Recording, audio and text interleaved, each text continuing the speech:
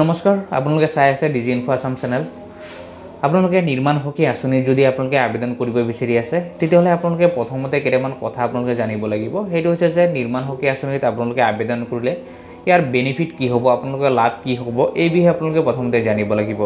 আজি আপোনালোকক এই ভিডিঅ'ৰ জৰিয়তে নিৰ্মাণ হকী আঁচনিৰ আপোনালোকৰ বেনিফিট কি, আপোনালোকে চাৰ্টিফিকেট ক'ৰ পৰা বনাব, তাৰপিছত যদি আপোনালোকৰ ইশ্ৰম কাৰ্ড এতিয়ালৈকে নাই আপোনালোকে ইশ্ৰম কাৰ্ড কেনেকৈ বনাব, বা আপোনালোকে হেৰাই পেলাইছে তেতিয়াহ'লে আপোনালোকে সেই ইশ্ৰম কাৰ্ড কেনেকৈ ওলাব। কাৰণ আপোনালোকৰ যি নিৰ্মাণ হকী আঁচনি আছে আপোনালোকে যদি আবেদন কৰিব বিচাৰে তেতিয়াহ'লে আপোনালোকৰ এইকেইটা ডকুমেণ্টছ মাষ্ট বি প্ৰয়োজন, যেনেকৈ চাৰ্টিফিকেট হওক, ইশ্ৰম কাৰ্ড হওক, এইকেইটা আপোনালোক লাগিবই। গতিকে আপোনালোকে এই ডকুমেণ্টছখিনি আপোনালোকে কেনেদৰে বনাব, কি কৰিব লাগিব, সম্পূৰ্ণ ডিটেইলছ আপোনালোকক জনাম। গতিকে আপোনালোকে এই সকলোখিনি জানিবলৈ আপোনালোকে ভিডিঅ'টো সম্পূৰ্ণকৈ চাব। তাৰ লগতে সকলোকে এটা ৰিকুৱেষ্ট থাকিল, আপোনালোকে যদি চেনেলটো নতুনকৈ চাই আছে তেতিয়াহ'লে চেনেলটো ছাবস্ক্ৰাইব কৰি ভিডিঅ'টো লাইক আৰু এটা শ্বেয়াৰ কৰি দিব। এই আঁচনি যেতিয়া আপোনালোকে আবেদন কৰিব, যেতিয়া আবেদন কৰিব হ'লে চাওক যিটো নিৰ্মাণ হকী আঁচনি পৰ্টেল আছে, পৰ্টেলত যেতিয়া আপোনালোকে আহিলে প্ৰথমতে আপোনালোকে দেখা পাব চাওক নিউ ৰেজিষ্ট্ৰেশ্যন আছে, অনবোৰ্ডিং আছে, তাৰপিছত চাওক ইয়াত এপ্লাই ফৰ ক্লেইম লিখা আছে। আপোনালোকে এপ্লাই ফৰ ক্লেইমত আপোনালোকে যদি আহে তেতিয়াহ'লে আপোনালোকে সম্পূৰ্ণ ডিটেইলছ আপোনালোকে চাব পাৰিব যে আপোনালোকৰ যিটো বেনিফিট হয় আচলতে বেনিফিটটো কি। এতিয়া প্ৰথম কথা হৈছে কি চাওক, যেতিয়া আপোনালোকে ৰেজিষ্ট্ৰেশ্যন কৰিব, কাৰণ এইটো এটা চাওক চৰকাৰী স্কিম হয়, যেতিয়া আপোনালোকে ৰেজিষ্ট্ৰেশ্যন হ'ব তেতিয়া আপোনালোকৰ এটা ক্লেইম কৰিব লাগিব যদি আপোনালোকৰ বেনিফিট লাগে, লাভ লাগে। ইয়াত চাওক বেনিফিটৰ ক্ষেত্ৰত বহুতকেইটা অপশ্যন আপোনালোকে পাব। যদি কিবা কাৰণে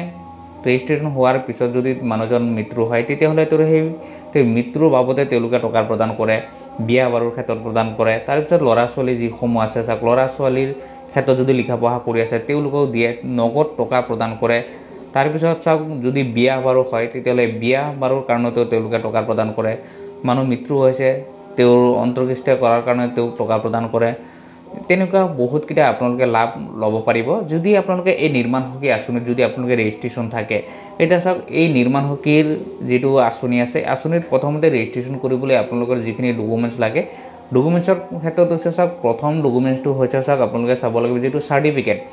মই আগৰ ভিডিঅ'ত অলৰেডি সম্পূৰ্ণকৈ আপোনালোকে উল্লেখ কৰা হৈ আছে আপোনালোকে কেনেদৰে আবেদন কৰিব লাগিব বা চাৰ্টিফিকেট কেনেদৰে বনাব লাগে। তথাপিও চাওক যিটো চাৰ্টিফিকেট হৈছে চাওক, চাৰ্টিফিকেট আপোনালোকে দুটা ধৰণে আপোনালোকে ল'ব পাৰিব। প্ৰথম হৈছে চাওক যিটো চাওক ইণ্ডিভিজুৱেল হয়, যদি আপোনাক কোনোবাই কামত লগাইছে, যেনে ধৰক এজন মিস্ত্ৰী এজন আছে, মিস্ত্ৰী যদি আপোনালোকক নি পেলাই যোগালী হিচাপে কামত লগাইছে তেতিয়াহ'লে সেই মিস্ত্ৰী আপোনালোকে চাৰ্টিফিকেট দিব পাৰে যদি তেওঁ ৰেজিষ্টাৰ্ড হয়। যেনেদৰে আপোনালোকে কিবা দোকান এটাত কাম কৰি আছে, ৰঙৰ দোকান হওক বা ফাৰ্নিচাৰ দোকান হওক, তেনেকুৱা দোকানত যদি আপোনালোকে কাম কৰি আছে, তেওঁৰ যদি ৰেজিষ্টাৰ্ড হয় তেতিয়াহ'লে তেওঁ আপোনালোকৰ চাৰ্টিফিকেট দিব পাৰে। আৰু নেক্সট যিটো হৈছে চাওক, যদি আপোনালোকে কিবা ৰেজিষ্টাৰ্ড কোম্পানীৰ আণ্ডাৰত আপোনালোকে কাম কৰি আছে, কিবা কণ্ট্ৰেক্টাৰৰ আণ্ডাৰত কাম কৰি আছে, কিবা কোম্পানীৰ আণ্ডাৰত যদি কাম কৰে তেতিয়াহ'লে আপোনালোকে সেই কোম্পানী হওক বা ৰেজিষ্টাৰ্ড যি কণ্ট্ৰেক্টাৰ আছে বা লেবাৰ অফিচ যি আছে তাৰ পৰা আপোনালোকে চাৰ্টিফিকেট ল'ব লাগিব। আপোনালোকে এই দুই ধৰণে চাৰ্টিফিকেট লাভ কৰিব। আপোনালোকে যেতিয়া এনেদৰে যেতিয়া আপোনালোকে চাৰ্টিফিকেট আনিব, এক্সপিৰিয়েঞ্চৰ যিটো চাৰ্টিফিকেট আছে, এক্সপিৰিয়েঞ্চ চাৰ্টিফিকেটটো আপোনালোকে লগত দিব লাগিব, আপলোড কৰিব লাগিব। তাৰপিছত হৈছে কি আপোনালোকৰ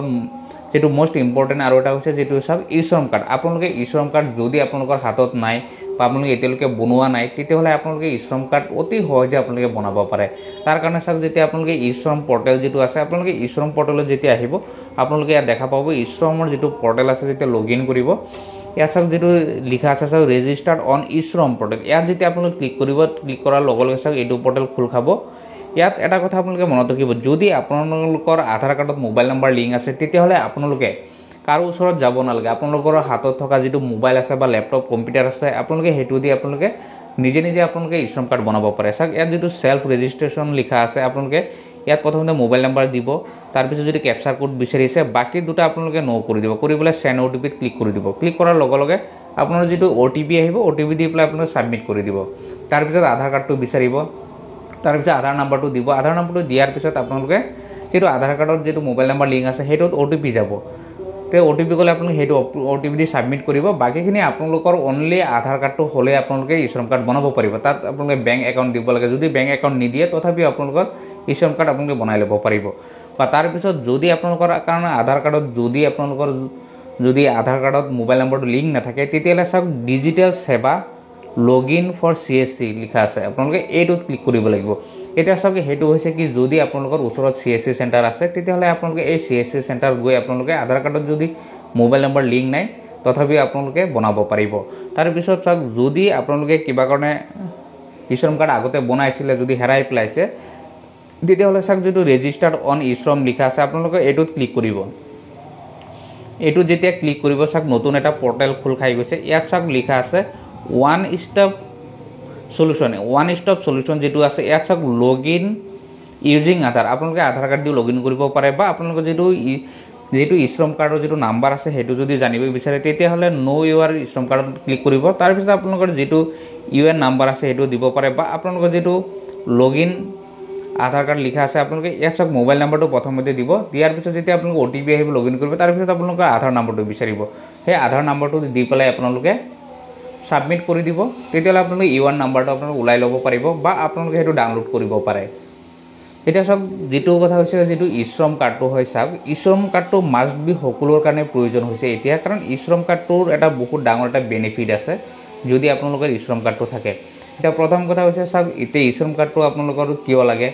এক নম্বৰত চাওক যেটো নিৰ্মাণ হকি আঁচনি আছে ইয়াত যদি আপোনালোকে আবেদন কৰিব বিচাৰে তেতিয়াহ'লে আপোনালোকৰ এই ইশ্ৰম কাৰ্ডটোৰ প্ৰয়োজন হৈছে সেম হেইদৰে চাওক ইতিমধ্যে ৰেশন কাৰ্ড যদি বনাব বিচাৰি আছে তেতিয়াহ'লে ৰেশন কাৰ্ডৰ কাৰণে আপোনালোকে ইশ্ৰম কাৰ্ড লাগে তাৰ পিছত বৰ্তমান সময়ত কি হৈছে আজি অসমত লাহে লাহে এইবিলাক আপোনাৰ ডেভেলপ হৈ আছে আপোনালোকে এইবিলাক ইশ্ৰম কাৰ্ডৰ লগত সবসমূহ সংযুক্ত কৰি আছে যেনেদৰে চাওক কিছুমান পেনশনাৰ আছে এই পেনশনসমূহ এতিয়া ইশ্ৰম কাৰ্ডৰ লগত জড়িত কৰি আছে সেইদৰে চাওক যিসমূহ জব কাৰ্ড আছে ইতিমধ্যে জব কাৰ্ডৰ লগতো এই ইশ্ৰম কাৰ্ডবিলাক ইয়াৰ লগত লিংক কৰিব গতিকে আপোনালোকৰ ইশ্ৰম কাৰ্ডটো মাষ্ট বি আপোনালোকে এতিয়ালৈকে যদি বনোৱা নাই আপোনালোকে বনাই ল'ব পাৰে কাৰণ এটা কথা কি চাওক যেটো ইশ্ৰম কাৰ্ড আছে হয়তো আমাৰ অসমত এতিয়ালৈকে টকা প্ৰদান কৰা নাই কিন্তু বাহিৰৰ কিছুমান ষ্টেট আছে চাওক বিহাৰ হওক ইউপি হওক